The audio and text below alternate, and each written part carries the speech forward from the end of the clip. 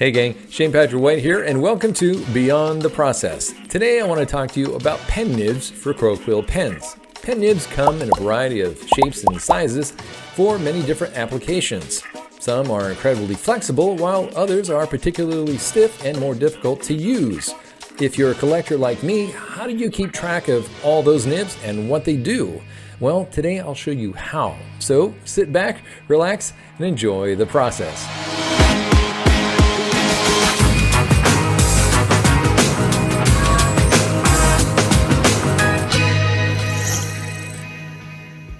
Hey gang, so I want to talk to you about pen nibs and how to organize them. One of the things that I've done over the years is I've collected a lot of pen nibs. I'd go to art stores or even art auctions and I'd find old antiquated tools. And so one of those things is you start to accumulate a lot of stuff. And as the way I've worked over the years has changed, I've also not used as many pen nibs as I used to, but when I have used them, I started to organize them into a bin. So I ended up buying or getting into fountain pens at some point. And I think what was cool about that is that it sort of reintroduced me to a lot of new tools. I hadn't really gotten into fountain pens or the inks that they use. And what's cool about the inks is that they're very fluid. They work really well in pens, and so they would also work very well with crowquill and crosshatching nibs. So this is a fountain pen holder that I got a hold of some foam and created a little bin. So here I have my mapping nibs, which are, I guess would include like the Hunt 107, I suppose, but it's got stuff like the what would be the one, boy, I can't even read it. It's so hard because they're not as, they're so small, but hell, I can't even tell you what it is. If I find out what oh, well, this is interesting. This is like a calligraphy kind of nib. It's for a dip pen. Don't know what it's called. I'd have to get a magnifying glass or a loupe, but I don't have one right now. These are your standard crowquill nibs, like the Gelates and the, I guess Hunt would make some as well. What number is that? It's like a 513. I think Deleter uses some of those nibs. In fact, I'm going to do a demo here in a little bit for a way to organize the pen nibs, and so that way you can figure out what pen nib does what and when to use it. These are lettering nibs. You might have seen some of my earlier videos where I talk about the B5 and the A4. A4 is really nice for lettering. If you're familiar with the Pogo comic strip from years ago, that's some of the best lettering in comic strips by Walt Kelly. But the A4, I think, is a nib I found that Kevin Nolan uses, and he's a master comic artist, but he's also a very good letterer.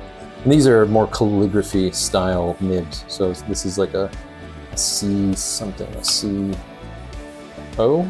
Yeah, CO. And they go from different types of widths. I don't use these as much unless I'm doing some real special lettering. If I do any cartooning and comic word balloon stuff, I would probably use that. They're very, very interesting in that they have a nice round beginning and end point. And then the crowquill or the dip pen nibs I would use for illustrating. So I'll do stuff on hot plate, which is a very, very smooth finish. Here's a deleted pen here. Okay. I believe that is. Again, you need a magnifying glass because they write all the information on the ends here. And nope, this is a Hunt XL. I'm reading it upside down, that's why. Hunt EXEF? Whatever. But yeah, so I built that. works out really good. But more importantly, I think it's a good idea to create a library of nibs and how they work. And so what I've done is I've gone through and what do you call it? Made a library of all the ones that I currently have stuck in different pen nib holders, or you know, different pen. Here's one, you know, here's another, and I kind of keep these loaded.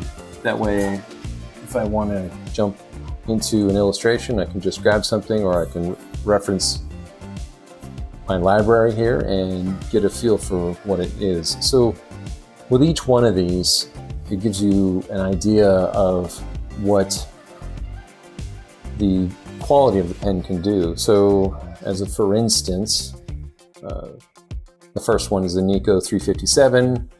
It's excellent. It does fine really well. It does a medium line really well, and it does a large line really well. And why that's important is it gives you different levels of detail. So that tells me, just by looking at this, that it's more of a soft nib, and it's got a lot of versatility. And I think that's what this pen is. It's a Nico 357, which was made by Deleter. It holds a note here that says Goodwill, holds ink, and I can do circles and stuff and it won't catch, which is also really, really important. And then we go down to the Hunt Extra Fine, number 542. It's versatile, flexible nib. And then the profile of that, you can see how it increases in size when you go from the Nico to the Hunt. So like the large, I'm trying to apply the same amount of pressure with each of these, and you can see how much broader the stroke is in the large. But it seems to not go as fine as the first one. And again, I try to do some lettering, you know, ABCs, 1, 2, 3, 4, and then some curly cues to see how much will that nib catch on any paper that has any amount of tooth. Now this paper I'm using is just a color, I think 24-pound stock that I got at a paper store when there used to be paper stores. Not so much anymore. You have to really hunt and peck to find good paper stores. The Hunt Extra Fine, number 22, traditional nib, rigid. So that tells me it's like you can do fine stuff really well, but you really have to, even though it has a good range, you probably have to push down on it pretty well to get the lines that you want. I didn't do any curly cues here, I guess because it's too rigid. I don't know. It says a shallow well, so if it's a shallow well, that means you're going to have to dip the pen a lot more. The Hunt Mapping, number 103, short but sensuous nib, great range. And you can see that. I mean, you can see how fine this gets, and then the more you push, the more you can get these beautiful, almost brush-like strokes. And I call that old school illustration. It reminded me of something like that James Montgomery Flagg or Charles Dana Gibson would have used years and years ago. The Hunt Drawing, number 99, versatile linear nib. Again, flexible and friendly, and look at the range on that. That is crazy. Compared to the Nico, it's really, really wide. I can get as fine as I can with the Nico. I can do a mid-tone, midline as well. But then this goes as high as like the Mapping, number 103. So this one looks, I don't know, it's very, very attractive. I'd really like to come back around and do an illustration with that. And then here's the Hunt 108. You're probably familiar with the Hunt 102, very popular, usable nib. It's one of those that people have used for eons, but the 108 is interesting. It's all-purpose inking, soft, flexible, linear nib. And when I say linear, it means that the curly cues are probably a little harder to do. So it's got a nice range. It does catch on soft paper. So if you were going to use this, it probably would be best on like a nice hot plate illustration board. Something super smooth. which also is going to make the lines move really fast, and so you won't have as much control. So when you don't have the same amount of control, you want to, instead of choke up on the pen closest to the nib, you want to probably hold it further back and sort of drag the line. It's almost like a rudder on the end of a boat, which is a good way to keep things nice and smooth. And also using your pinky as a guide will help in that too. The Hunt 107 is similar to the Hunt 102, but it's a stouter linear nib. The thing about this nib, it's got poor range, but it's very good for architecture. So if you're trying to pull a line or something for, say you're doing buildings or something of more geometric, it's going to take a beating. It's just probably not going to be very good for straight up illustration. And then there's the Hunt 101, an imperial flexible linear nib. Let's see, expressive. Yeah, expressive makes sense. It's probably similar to the Hunt drawing number 99. So given what I know now, I mean, now I have this in front of me, it's perfect. It's one of those things where it's like, I know what I'm getting into if I need a certain type of nib for a certain type of illustration.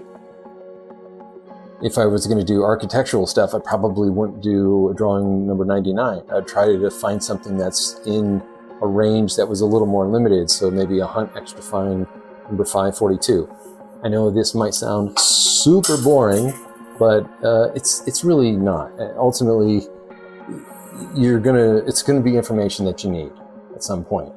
So, given that, I also decided I want to show you some of the ink that I have. And that's super important because every ink has its own characteristic.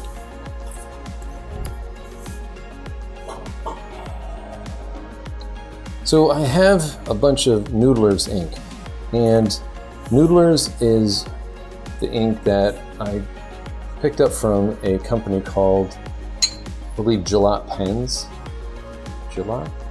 I think that's what Goulet. It was Goulet pens. There it is. I was thinking of Ron Goulet. He's a famous singer. You should check him out. He's really good. But the Noodler's inks are inks that are mostly for fountain pens. And I've started to use them for illustration because I bought so much of it. And the unfortunate thing is it's not waterproof. They do make waterproof inks, but it took me a long time to find A, something that was black, B, something that was waterproof. And like this one, as you can see, it's called, well, it's not really called anything, but it's labeled as a no feathering ink. And I want to show you the properties of those inks, and I'm going to make a library of that too. So when I go to do another illustration job, I'll know what I'm getting into.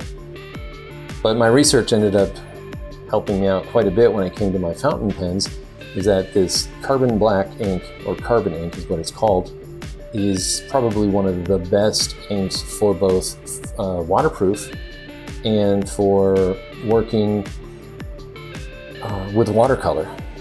And it's black. It's a nice dense black, and it goes great in fountain pens. So there's that.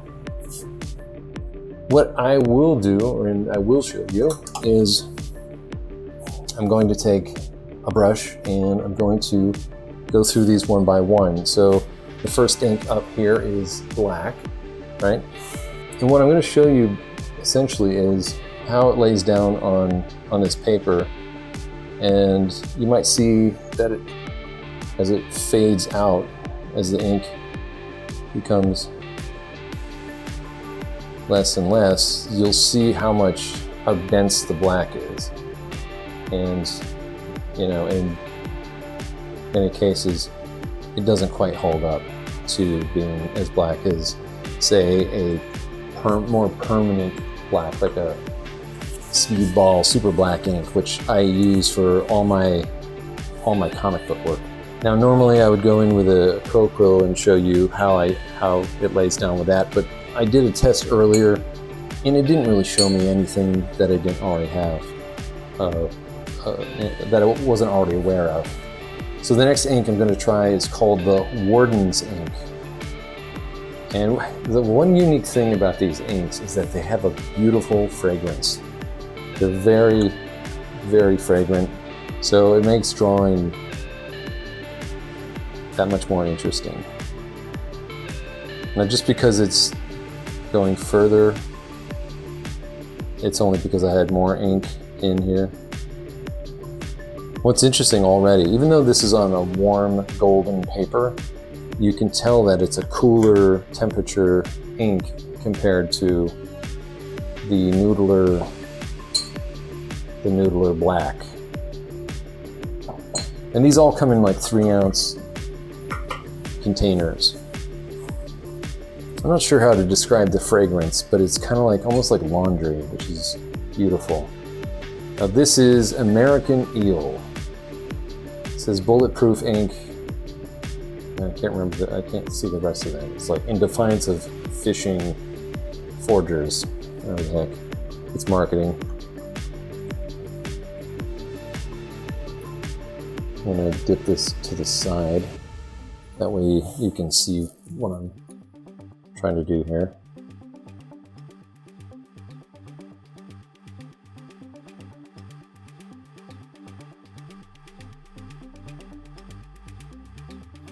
Again, I think it's because I started with a dry brush, that's why I didn't get as far with the ink line there. This ink doesn't seem to have a lot of carbon in it. And there's always a balance, you know, when you're trying to manufacture inks for fountain pens. You have to make sure that the ink can actually flow through the nibs. That's very important. Here we have the no feathering ink. Now I've had success with this because out of all these inks, this was supposed to be the one that was most waterproof, or if nothing else, water resistant.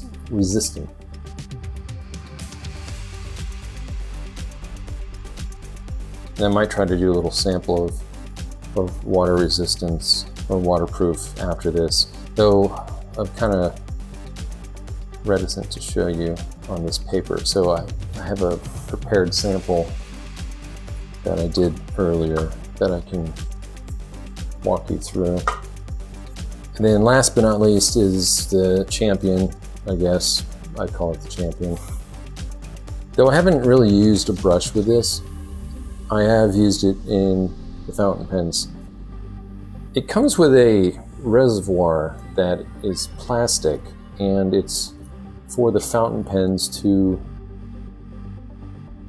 recharge, meaning there's like a nozzle situation where you can suck up the ink from a well. Wow. You can just tell there's just more carbon in here for some reason. Seems that way. I don't know. But as it's drying, it's looking rather bluish. Maybe it's the light. It's hard to know. But I'm going to stand by it because I've done a couple watercolors with this carbon ink, and they've turned out pretty well, even having not let them set for, you know, more than an hour, if that. I've gone in with heavy water and was able to use it, and I got minimal smudging, but I guess what you could do before you lay in the ink or lay in the watercolor is to take a white soft eraser and erase over the top, making sure you get any residue.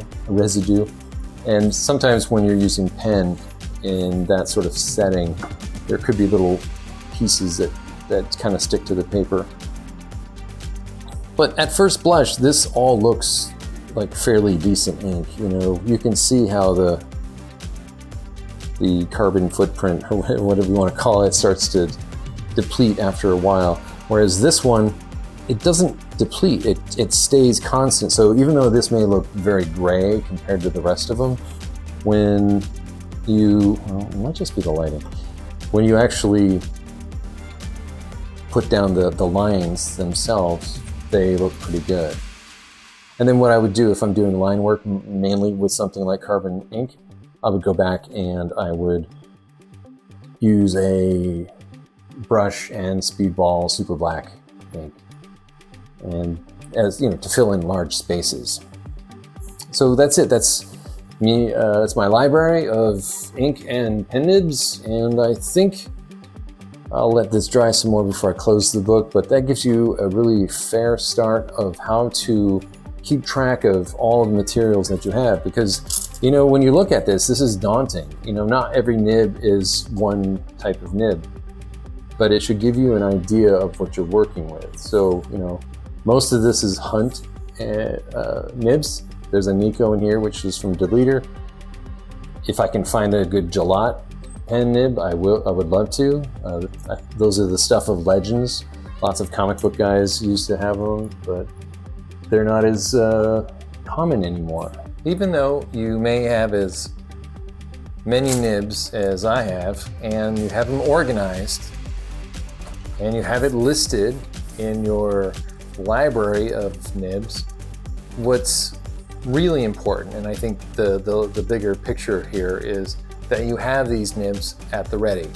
Instead of trying to dig through stuff to get to what you want, it's better to have spent a little bit of money and gotten these nib holders and preload all of your favorite nibs. That way they're ready to go when you're ready to go. It's something I did a long time ago, and I even go as far as to label each of these, especially the Hunt 102s and the Hunt 107s and the Hunt 108s, because the holders for them are very, very similar, and the nibs themselves are almost imperceptibly the same. So I had to put some blue tape on there and permanent marker to figure out which one was which.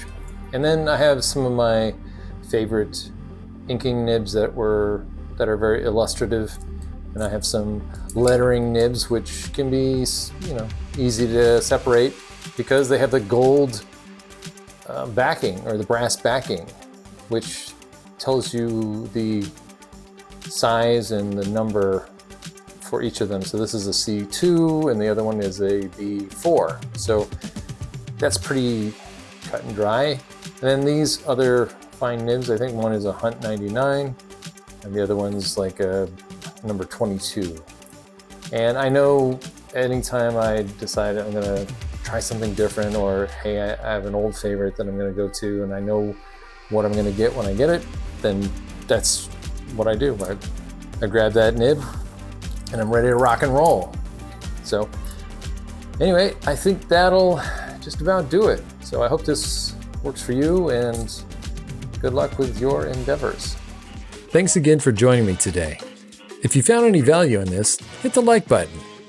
Better yet, subscribe or tell a friend. Until next time, thanks for watching.